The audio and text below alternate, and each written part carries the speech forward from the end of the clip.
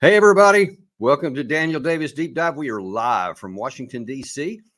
We have another good show for you today. We've got actually one of my colleagues at Defense Priorities, Bonnie Kristian, with us today.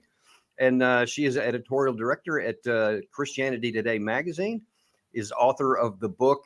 Gary, go ahead and put that up on the screen if you could there.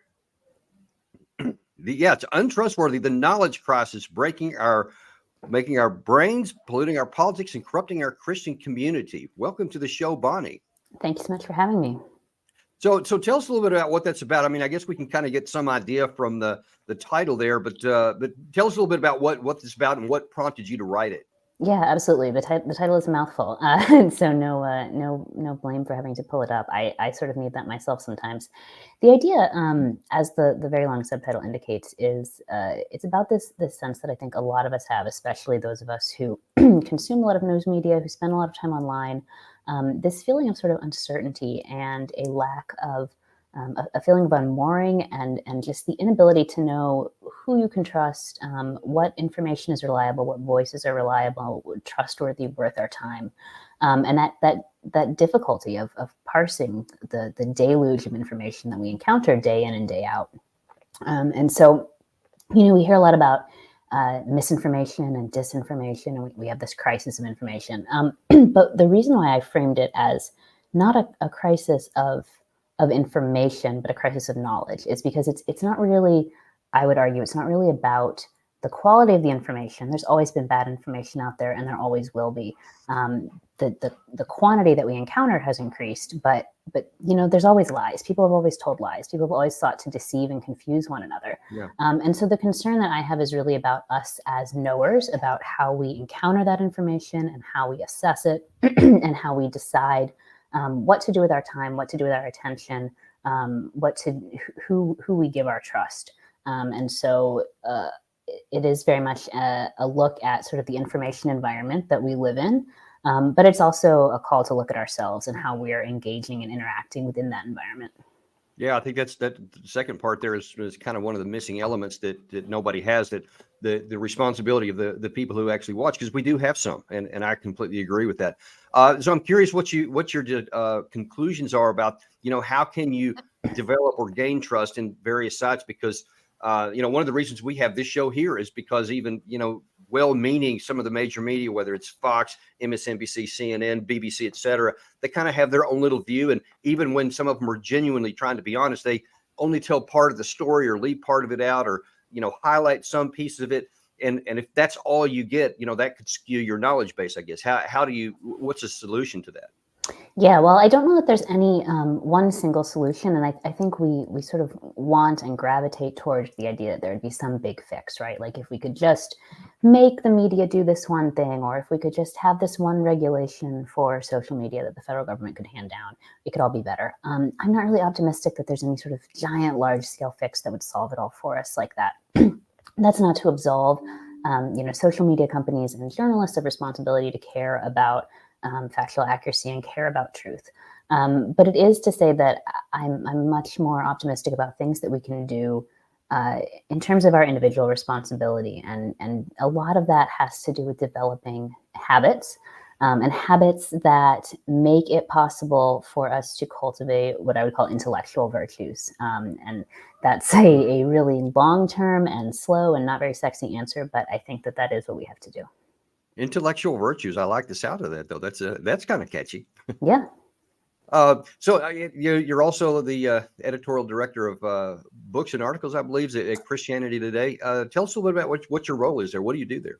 Sure. Well, I'm only about a little over 2 months in. I've had a column at Christianity Today for about 3.5 years, but just started full time as it's editorial director of ideas and books right at the beginning of August. And so ideas is sort of like a cover term that mostly means our opinion articles, but it's not exclusively that. It's got a little bit more room. I think it's sort of the trendy term at a lot of outlets right now, instead of just saying opinion.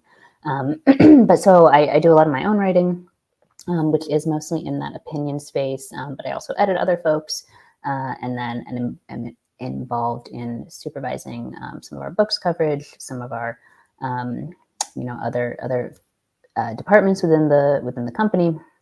Most of what I do is online, but some stuff in the print magazine as well. So it's a lot of different pieces. So I'm curious, that's a really unique combination professionally of Christianity Today and defense priorities with foreign policy stuff. How do you balance those two? And do you find them ever coming into conflict, or is it like a hand in glove kind of combination? I don't know that I would say I see them in conflict. Certainly, it's different, and I think that Christianity Today is often called the flagship magazine of American evangelicalism, and American evangelicals, like Americans more broadly, tend to not pay a whole lot of attention to foreign policy. A problem with which I'm sure you're familiar. I am. It's always playing sort of third wheel to economic issues and sort of culture war stuff. I think for me, the sort of uniting theme between, I guess, like the theology and foreign policy interests really has to do with a sense of it getting at, things that are just objectively very important, ultimate ideas, major questions about that literally affect life and death. And so sometimes there's more explicit overlap than that, right? I mean, certainly my foreign policy ideas are shaped by my faith, but some of it is just sort of at that meta level of these are things that matter a lot. Well, as it turns out, we have probably the most profound combination of those two things, facing us right now in this war going on in Israel between Hamas and the Israeli Defense Forces. And boy, I almost say unfortunately, but almost unfortunately as well, because of the nature of what we're about to discuss, of what's has already happened and what's about to happen. Now, anyone would accept that conceptually, when someone's been attacked, they have every right to defend themselves. They have every reason to say, hey, I've been wronged and I'm going to get justice. And so no one's surprised that Israel has responded against Hamas in the Gaza area. But the question comes in, what might be too much?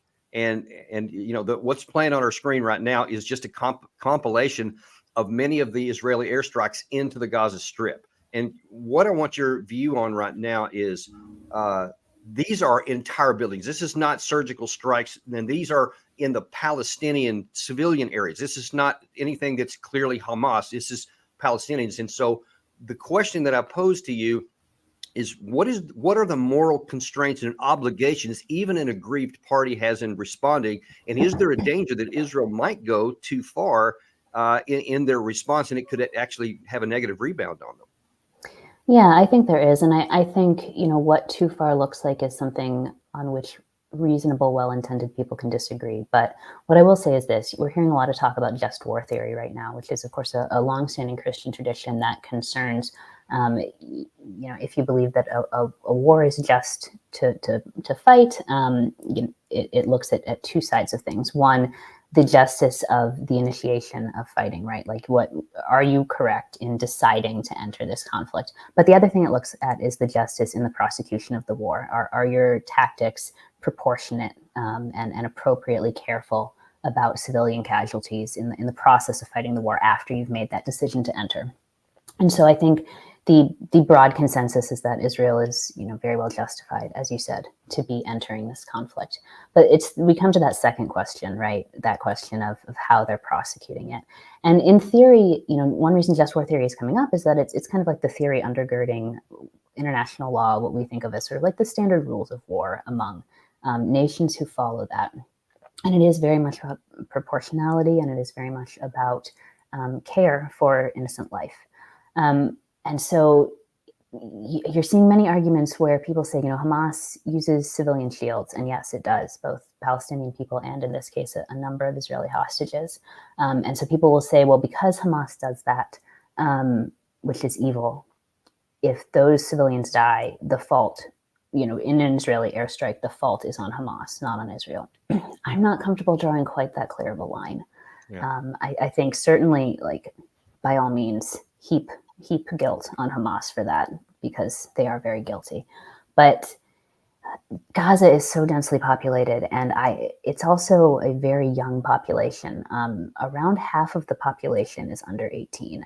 The numbers I was seeing today is 44% of the Gaza Strip is 14 years and younger. And so even if we say Israel is 100% justified in retaliation, right? with that many kids, it is going to be very hard to not be killing innocents. Yeah, And and there's just nowhere for them to go. There's just well, nowhere to that's the go. whole point. As a matter of fact, we had a bit of a weather phenomenon that was seen earlier today in the Gaza area. We looked like we had a little snowfall, only it wasn't actually snowfall, as you might guess, in the Middle East there. But these are leaflets that Israel dropped on the area, which basically said we have 24 hours to basically vacate the northern part of the Gaza Strip and move south. And you're talking 1 million people. And the problem is, where are 1 million people going to go? And then as those images we just saw of the bombing, that it was launched, tells you that they're already, destroying a great many things there, and that probably this ground invasion is coming within that 24-hour period. And there's a question here about that I think has to be borne in mind, even politically and tactically, as well as the moral compound, is that it's possible, and many people are already starting to talk about this.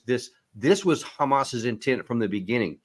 That this was the reason they had such horrific, slaughtering innocent people and going to concerts and just mowing down civilians, was intentionally to make Israel rage and to have this overreaction, which could then potentially spawn a greater conflict. And if Israel goes into this ground incursion and starts literally wiping out the city from the northern part where there's nowhere to go, and who cares who's there, this has the potential to draw in others, whether it's Lebanon, Iran, or even Syria potentially, and just causing a great conflagration. How concerned are you that might have been the case, that Hamas intended this? And even if they didn't, what do you think that Israel and the United States even should do in terms of preventing that escalation? Yeah, I've seen that speculation as well. I don't know that I feel qualified to say if that was their intent or not. It certainly seems plausible, but I guess what I would say is my hope, and you know much more about military tactics at this level than I do. My hope is that once they are doing a ground invasion, that perhaps more care will be taken to distinguish. I think this is something that we've talked about in regards to the American drone war, particularly when that was going at a greater pace than it is right now, which is that the act of doing airstrikes, especially if you're doing it with an unmanned vehicle, but I think regardless, that distance, like literal distance of the person who is pulling the trigger from the place where the explosion will happen, that can create a certain feeling of like moral remove, where you're not making the same moral calculation that you would if you were on the ground. And so what I would hope and pray is that if they're moving into ground warfare, that there would be more of that distinction, that it does feel different to be pulling the trigger 10 feet from someone than, however many hundreds, thousands of feet in the air. I can assure you there's a big difference there. Yeah, whether it turns out that way, I think we'll have to wait and see. And and even in the United States, there is already a lot of friction between one group that wants to say, hey, it's not the Palestinians, they're not the ones that did this, it's Hamas. Fine, go after Hamas, but you're just randomly and wantonly using an axe to try to get something that needs a scalpel, and you're killing lots of innocent people. And some people are actually protesting, whatever, and you see they're being vilified in the United States because many groups in the U.S. who are understandably pro-Israel are just reflexively and categorically saying anyone who's for Palestine is for Hamas, and it's revolting and all this. And so there's lots of anger, and then lots of encouragement from some quarters in the U.S. that the government should say, yeah, go after them, get them all, because they're all evil. As a Christian, and a woman of faith, how do you have any concerns about how the Americans may be viewing life and death in those kinds of black and white areas where maybe there's lots of gray? Yeah, I think we have to distinguish between Palestinian civilians and Hamas, and obviously that is difficult, even in like a literal sense, to look at someone and say, is this a Hamas fighter or not, right? Like, they don't wear uniforms, they don't do the kind of like traditional military distinction that you would see if Israel was dealing with an organized traditional state military. And it is true that you can look at polling of Palestinian people, and this varies, I think, quite a lot depending on what is going on. But especially in times of crisis, when tensions with Israel are very high, you'll see numbers like 50% plus feel some degree of support for Hamas. So it's not like there's no affinity between the civilian population and Hamas. Certainly, there are many Palestinians, no doubt, who condemn Hamas and reject everything that they do. But it's not like there's no affinity. But I think the thing that is important to keep in mind is that even if people think the wrong things, that does not mean that that you get to just wantonly kill them, right? They are still civilians. In many cases, again, they are still children. And so that has to override the fact that they have bad views. And do you see any corollaries or applications of your book from the public information sphere and how this war is being covered, and anything that maybe it should be doing differently to give people more trust in what they're seeing and the information they're being given? It's so tricky. I think this war and the war in Ukraine are the first two where we in the West, at least, have been bombarded with such visceral and intimate images of what's happening on social media.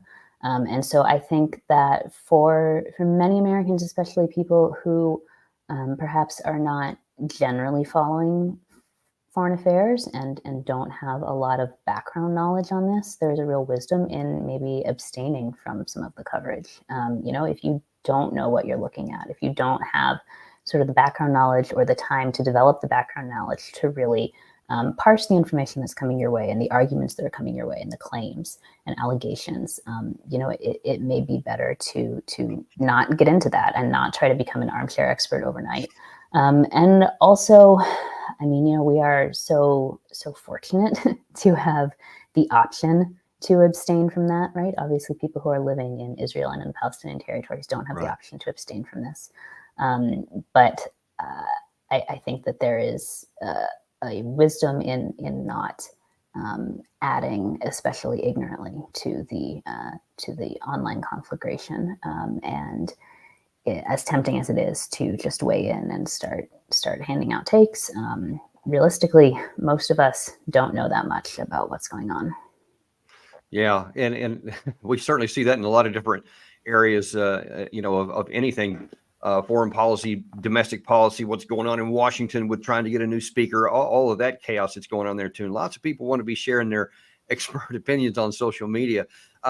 In terms of the individual responsibility that you talked about also, which rarely gets any coverage, what kind of responsibility would somebody have right now? Let's just say that, especially in my big worry right now is that Israel does kick off on a large ground assault.